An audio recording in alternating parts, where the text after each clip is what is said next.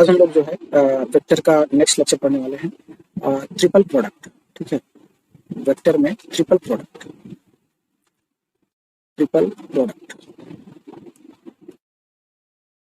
पहली चीज तो ट्रिपल प्रोडक्ट होता क्या है इसको समझते हैं। तो ट्रिपल प्रोडक्ट में हमारे पास दो चीजें हैं। एक तो है स्केलर ट्रिपल प्रोडक्ट, ठीक है, स्केलर ट्रिपल प्रोडक्ट, और दूसरा है vector triple product, vector triple product, ठीक है। अब स्केलर को हम लोग एक और नाम से जानते हैं, तो ये ए डॉट बी क्रॉस सी होता है। इसको हम बॉक्स ट्रिपल प्रोडक्ट यानी कि एसटीपी भी बोलते हैं और इसको वीटीपी बोलते हैं, ठीक है। Vector triple product, scalar triple product. तो ये होता है ए क्रॉस बी क्रॉस सी, और इसको बॉक्स ट्रिपल प्रोडक्ट भी बोलते हैं, बॉक्स ट्रिपल प्रोडक्ट, ठीक है। दो नाम है इसके, जैसे सबके नाम होते हैं वैसे इसका भी दो नाम है, ए बी सी, ठीक है। देखो, तो एसटीपी की डिफिनीशन क्या है पहले समझ लेते हैं। एसटीपी की definition, scalar triple product, scalar triple product का जो डिफिनीशन है वो क्या है। तो डिफिनीशन है कि ए डॉट बी क्रॉस सी को हम लोग क्या कहते हैं, बॉक्स में इसको रख सकते हो a b c, is called scalar triple product, scalar triple product. अगर मान लो कि ए इक्वल टू क्या है, A1 I प्लस A2 से प्लस A3 के, और B बराबर है B1 I प्लस B2 से प्लस B3 के, ठीक है, ठीक है। तो अगर हम A डॉट या A dot B cross C को डिफाइन करना चाहें तो ये कैसे डिफाइंड है, ये डिटर्मिनेंट के द्वारा डिराइव होता है, जहां पर हमें कैसे डील करना होता है, A1 A2 A3, B1 B2 B3 और C1 C2 और C3, और C हमारे पास क्या है, C बराबर है C1 I प्लस C2 से और प्लस C3 के, यहाँ पे हर जगह कैप है, ठीक है। तो ये है हमारा एसटीपी। एक नोट पॉइंट है, जरा इसको समझो। नोट पॉइंट क्या है, नोट पॉइंट ये है कि इन STP scalar triple product dot and cross can be interchanged.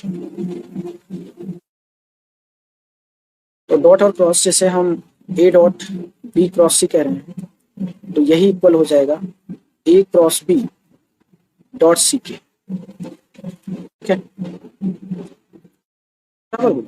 देखो ये कैसे हुआ, प्रूफ इसका देख लो। इसका अगर आप प्रूफ देखोगे तो प्रूफ बड़ा प्यारा है।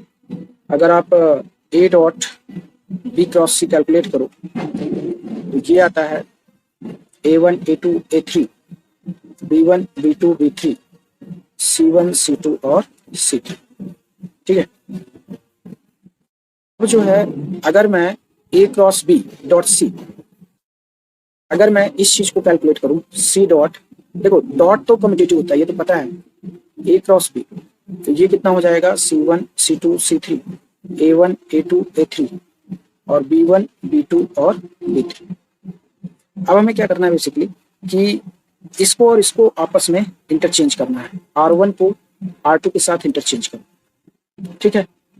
तो कितना हो जाएगा यही चीज, ये हो जाएगा A1 A2 A3 और C1 C2 और C3, और यहाँ पे B1 B2 और B3, यहाँ पे माइनस आ जाएगा, ठीक है। बट जब आप R2 और R3 को अब आपस में चेंज करोगे, ठीक है, आपस में इंटरचेंज करो R2 और R3 को, तो बेसिकली ये -1 का स्क्वायर हो जाएगा, और A1 A2 A3 और B1 B2 B3 और C1 C2 C3 के बराबर हो जाएगा, ठीक है। C1 C2 C3 के बराबर हो जाएगा। इसका मतलब क्या है, इसका मतलब ये है ये तो भाई 1 हो जाएगा ना, अब 1 का किसी में भी मल्टीप्लाई वो सेम चीज आती है, इसका मतलब ये और ये क्या हो गए, इक्वल हो गए। ठीक है, a dot b cross c equal to c dot a cross b, और डॉट तो कम्यूटेटिव होता है तो a cross b dot c हो सकता है। ठीक है, ये बड़ा जबरदस्त कॉन्सेप्ट है, इसको डिस्कशन करना जरूरी था। ठीक है, तो हम लोग डिस्कस करेंगे प्रॉपर्टीज ऑफ बॉक्स प्रोडक्ट। ठीक है, प्रॉपर्टीज डिस्कस करते हैं, properties of box product, scalar या फिर बॉक्स प्रोडक्ट।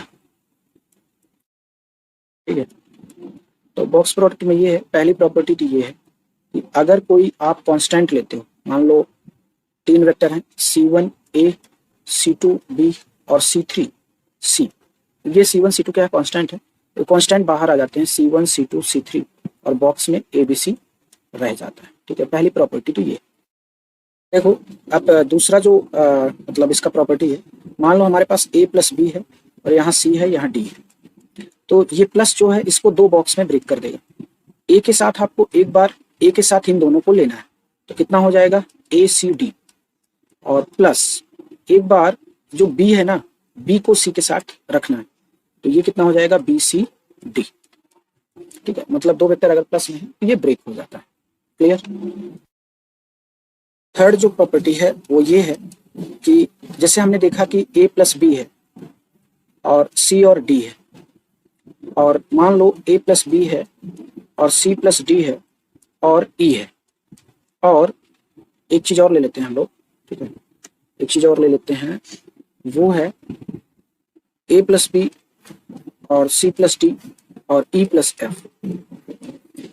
ये ध्यान से देखो कि 2 बॉक्स प्रोडक्ट में ब्रेक हुआ है, 2 बॉक्स ट्रिपल प्रोडक्ट, इसमें दोनों में जुड़ा है तो 4 BTP होगा, और इसमें जो है तीनों में जुड़ा हुआ है तो 8 BTP होगा, मतलब 8 बॉक्स ट्रिपल प्रोडक्ट में ब्रेक होगा। ठीक है, तो जब आप पहले वाले में जोड़ते हो तो 2 की पावर 1, दोनों में जोड़ते हो तो 2 की पावर 2, और तीनों में जोड़ देते हो तो 2 की पावर 3। इस तरीके से तीसरी प्रॉपर्टी ये होल्ड करती है।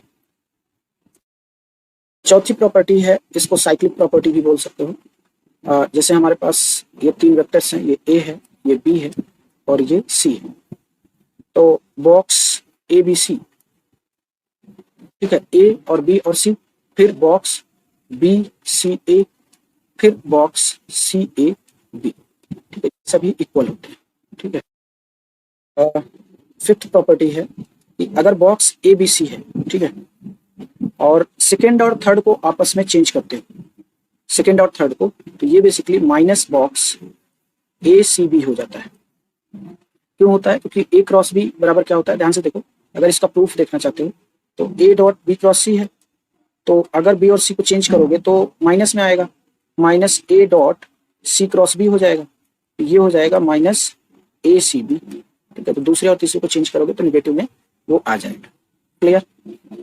देखो 6th प्रॉपर्टी है कि अगर A, B, C कोप्लेनर है, ठीक है, क्या है, कोप्लेनर, तो ध्यान से समझना, कोप्लेनर अगर ये हैं तो इनका बॉक्स ट्रिपल प्रोडक्ट क्या होगा, 0। ठीक है, तो ABC क्या हो जाएगा, 0 हो जाएगा। अब मुद्दा है कि सर कैसे, तो ध्यान से देखो, प्रूफ अगर देखोगे तो फिगर बना लेते हैं। मान लो ये हमारे पास XY प्लेन है, ठीक है, ये X है और ये Y, और 2 वेक्टर इस पे लाई कर रहे हैं, A और B। ठीक है, इसी प्लेन पे लाई कर रहे हैं, एक A और एक B। ठीक है, अब तीसरा वेक्टर जो है ना हमारा, बेसिकली फॉर्मूला बॉक्स प्रोडक्ट होता क्या है, A dot B cross C होता है। ठीक है, B क्रॉस C होता है, तो B cross C basically Z की डायरेक्शन में होगा, मतलब B क्रॉस C किधर होगा, इस डायरेक्शन में होगा। हाँ सर, बिल्कुल सही बात। ये बताओ B क्रॉस C, एक मिनट, यहाँ पे A ना लेके हम B ले लेते हैं, यहाँ पे इसको मैं B और C ले लेता हूँ। ठीक है, B और C, वेक्टर B और C इस प्लेन में है, तो B क्रॉस C किधर हो गया, X और Z प्लेन में हो। ठीक है, अब देखो B और C को इधर ले चुके हो तो A वेक्टर किस में लोगे, XZ प्लेन में ही लोग। तो अब बताओ, दोनों पैरेलल वेक्टर हैं तो इनका डॉट प्रोडक्ट क्या होगा, 0 होगा, और एक ही प्लेन में भी होंगे, A इसी प्लेन में रहेगा ना, 0 हो जाएगा, क्योंकि A dot B cross C दोनों के बीच एंगल 0 है, तो A और मॉड बी क्रॉस सी इंटू क्या हो जाएगा कॉस, एक मिनट यहाँ पे हो गई है मिस्टेक ये हुई है कि बी क्रॉस सी एक्स जेड प्लेन में है, मतलब जेड डायरेक्शन में है, और हमें को प्लेनर दिखाना है, तो ए को भी इसी प्लेन में होना पड़ेगा। अगर ये को प्लेनर है तो ए को भी इसी प्लेन में होना पड़ेगा, और बी क्रॉस सी और ए के बीच 90 डिग्री एंगल हो जाएगा। तो ये कितना हो जाएगा मॉड ए और मॉड बी क्रॉस सी और कॉस 90, तो यहां से ये कितना हो जाएगा 0 हो जाएगा। क्लियर। 7th प्रॉपर्टी है, ठीक है, कि any two of a comma b comma c are collinear और कोलिनियर। आप समझिए कि इस केस में भी बॉक्स का वैल्यू जो है वो 0 होगा। अब ये कैसे हुआ जरा देखते हैं इसको। तो वही दो प्लेन ले लेते हैं, एक प्लेन तो ये x है और ये y, ठीक है, और b और c एक ही प्लेन में ले लेते हैं, b और c एक ही प्लेन में ले लो, ठीक है, b और c एक ही प्लेन में ले लो। मान लो कि a जो है c के पैरेलल है या कोलिनियर है, ठीक है, a, तो ये बताओ यहां से a dot b cross c, ठीक है, तो a और c, तो हम क्या करते हैं कि डॉट और क्रॉस को इंटरचेंज कर देते हैं। तो a cross b dot c कर देते हैं, और अच्छा a को जो है b के कोलिनियर ले लेते हैं, ठीक है, b के कोलिनियर या पैरेलल, ये मान लो a है।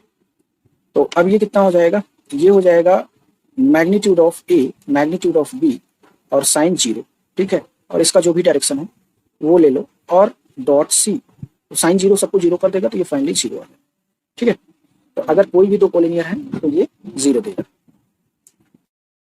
अब देखो इस क्वेश्चन को कैसे करेंगे।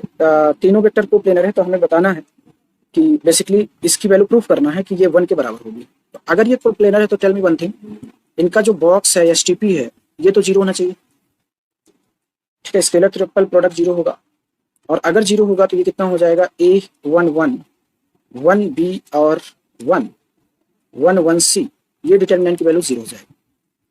ओके, अब देखो C2 की जगह हम लोग क्या लगाएंगे, ये C2 है और ये क्या है C3 है, ठीक है, तो C2 की जगह हम लोग क्या लगाएंगे C2 माइनस C1, ये हमारा C1 है, एंड हम जो है C3 की जगह C3 माइनस C1 लगाएंगे। तो जब ये फॉर्मेट हम अप्लाई करेंगे तो कितना हो जाएगा C2 की जगह हमको C2 माइनस C1 करना है, ठीक है, तो ये तो A ही रहेगा और केवल C2 और C3 में चेंज आएगा, और ये C2 माइनस C1 का मतलब होता है 1 माइनस A हो जाएगा, एंड C3 माइनस C1 का मतलब क्या होगा कि C3 में C1 को घटाओगे तो यहाँ पर भी 1 माइनस A आ जाएगा, ठीक है। फिर सब में यही चीज अप्लाई करना है, यहाँ 1 आ जाएगा, तो अब जो है C2 माइनस C1 का मतलब B माइनस 1, C3 की जगह C3 माइनस C1 का मतलब 0, फिर यहाँ पे अप्लाई करो 1, तो यहाँ पर ठीक है C2 माइनस C1 का मतलब यहाँ 0 आ जाएगा, फिर यहाँ पे C3 माइनस C1 का मतलब C माइनस 1 आ जाएगा, ठीक है, इक्वल टू 0, ठीक है। नाउ अब देखो इसको हम लोग जो है ओपन कर लेते हैं, कहाँ से ओपन करेंगे, ये A है, फिर इसको छोड़ेंगे तो B minus 1 into C minus 1, ए ले लिया तो पहला कॉलम और पहला रो छूट जाएगा, और जो हमारे पास बचेगा वो क्या होगा B minus 1 into C minus 1, ठीक है, नो प्रॉब्लम। फिर हम ये वाला लेंगे प्लस माइनस के साथ, तो 1 लेंगे जब, तो -1 ले लो, तो -1 में दूसरा रो और पहला कॉलम छूटेगा, तो 1 माइनस से C माइनस 1 आएगा। अच्छा, माइनस क्या करेगा कि A माइनस 1 बना देगा, नो प्रॉब्लम। फिर हम लोग ये वाला 1 लेंगे R3 वाला, तो प्लस में रहेगा, तो जब इसको लेंगे तो 1 ले लेंगे तो पहला कॉलम और तीसरा रो छूट जाएगा, तो 0 इंटू 1 माइनस से तो 0 हो जाएगा, B minus 1 into 1 minus A, ठीक है, और B माइनस 1 इंटू, एक मिनट, B माइनस 1 इंटू ये छूटा और ये छूटा, तो 0 माइनस, हाँ माइनस इसको मैनेज कर लेगा, ठीक है, क्योंकि माइनस में आएगा तो माइनस इसको मैनेज कर लेगा। ओके, अब क्या करेंगे हम लोग कि अब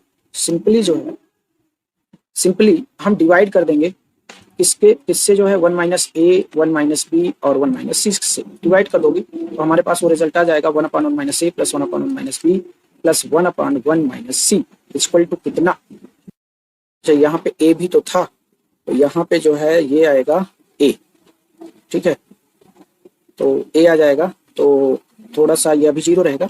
अब क्या करना है कि +1 -1 कर देंगे तो 1 उधर चला जाएगा, यहाँ पे 1/1 माइनस ए प्लस 1/1 माइनस बी और प्लस 1/1 माइनस सी, ये 1 के बराबर हो जाएगा। तो ये हमारा प्रूव हो गया। ये बहुत नाइस क्वेश्चन था, इसको आप करिएगा ध्यान से, बहुत जबरदस्त क्वेश्चन है।